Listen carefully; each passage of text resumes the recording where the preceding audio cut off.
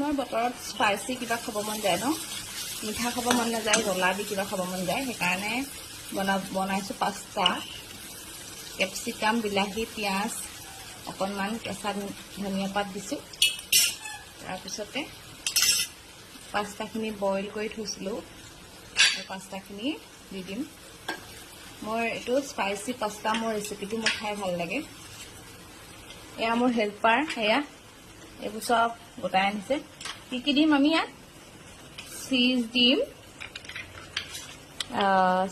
Soya sauce দিম, আৰু এইটো দিম হট চুইট টমেটো কেটচাপ, এইবোৰ দিম হয় নাই? এয়া চকী আনি লৈছে আৰু মাকক এয়া সহায় কৰিবলৈ আহিছে হয় নাই? হেল্পাৰ মোৰ, এয়া হেল্পাৰ নম্বৰ 1। পাস্তা বৰ্তমান ৰেডি হৈ গ'ল। তাৰপিছত অকণমান হোৱাইট পেপাৰ দি দিম, ভাল লাগে ফ্লেভাৰটো হোৱাইট পেপাৰ দি দিলে, অকণমান জ্বলাও আহে।